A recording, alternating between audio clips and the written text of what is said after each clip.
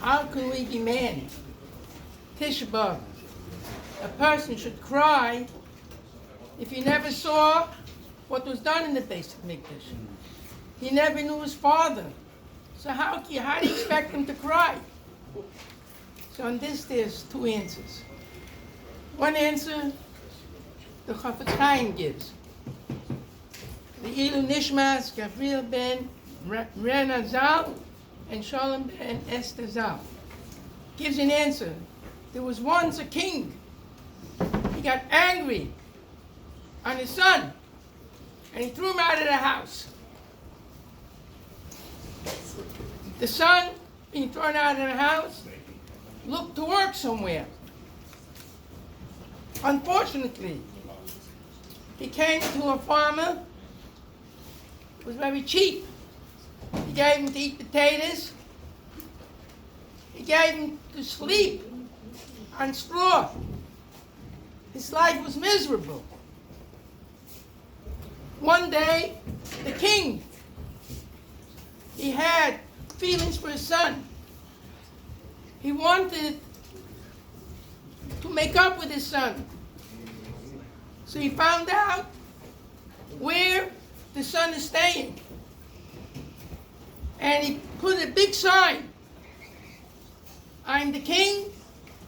Whoever asks me for anything, I'm willing to give it to him. The son saw the opportunity to get something. So he came. He didn't know that was his father. And he said to the king, "What do you want?" He said, "I tell you the truth. I have very little what to eat. I have a miserable life. And I have no place to sleep. So please, if you will help me, give me food to eat, and give me a bed to sleep on." Hearing this, the king started to cry. Is that what you want? You are a prince. You are a Ben Melech. Is that what you want? You want to have food? You want to have a bed to sleep on? And he said, "You're asking for the wrong things. Yes, you want to come back to the palace." So this is the Chafetz Chaim's example. When people come and they pray to Hashem on Tisha B'Av, what do they say? I want parnasa. I want to have good business. This is what you are? You're a Ben Melech. Why are you asking for that? Why don't you ask, you want to go back to the palace? This is the Chafetz Chaim's example. But I heard another example also. I heard another story that the people that have the son that has no food, the son that has no place to sleep, he comes to the king and he realizes what it was, why he was suffering, why he left his father's house. And this brings him back. Not just he's asking for parnasa, not just he's asking for good business, he's asking, to come back. And this is how we're supposed to come on Tisha B'Av. We're supposed to come on Tisha B'Av, realizing all the suffering that we have, all the pain that we have, is because we left Hashem. And therefore, we should do tshuva, and we should ask Hashem to take us back, and we will be able to become part of the king's family. Now, there's another point here. The point is, that in the Medrash is brought down when HaKadosh Baruch Hu created the world. He said, "Vayhi erev, vayhi boker, yom echad." So Rav Avin asked the question, how could it be Yom Echad? The world, this is the first day, there were no Ma'oros yet. The Ma'oros, the lights, came on the fourth day. So how could it be? Vayhi echad, vayhi erev, vayhi boker yom echad. So Rav Avin says, Malamed, from here we learn out, HaKadosh Baruch Hu,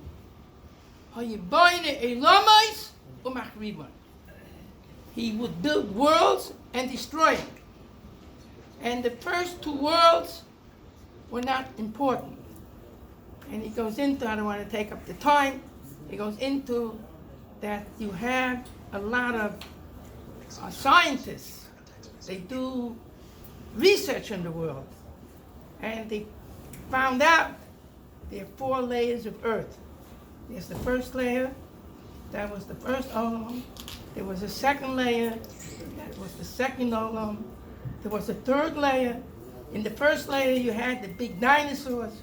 The second layer you had already more schlemisdicke, more smaller ones. The third layer was already people, and the fourth layer is our world. He says this is our world. And to prove it, because it has the me'oros, it has the light, and the light is the Or HaTorah. And he says if you look into the Tagim, on the first of Bereshis, there are 4 Tagim to tell you that this is the fourth world. And every time HaKadosh Baruch Hu was machvin olam, and he made it better because he wanted to have shleimus. He wanted to have better. He wanted to have something that should be in a better position. And this is the yesod. This is the foundation that HaKadosh Baruch Hu, by Oilmus Machribon, that gives us a chance to do tshuva. Now, if HaKadosh Baruch Hu would not have been machriv oilmus boin ois machribon, we would never be able to do tshuva, because everything that was put into this world was for a person to learn out. If you take a malach is not a creation of this world. He is a creation in heaven. A malach is a heavenly thing, but he doesn't have the koyach hachidish. He doesn't have the understanding, the koyach of changing, becoming better. But we have the ability to change ourselves, to become higher, to become more close to Hashem. And this is what you have to think about. Tisha B'Av. You have to Tisha B'Av, think about, you're crying to Hashem. Hashem, I want to become better. I want to become more closer to you. That there should be a better position. And if you look in the Rambam says, what's about tshuva? The Rambam says that he is another person. He is a person that has changed himself. He says, Esmo, the same person. He was disgusted to Hashem. He was not like to Hashem. He wasn't close to Hashem. But when he became about tshuva, he became ohuv, v'noyim, v'nechmad. And this is the yesod. What the Rambam says, he's another person. And this is what we should cry on Tisha B'Av. that Hashem say, I want to become better, I want to become closer to you, and I want to learn more Torah. And with this, we are able to make improvement and become closer to Hashem and learn more Torah. And this is how we'll be zeicher to a better world for the future.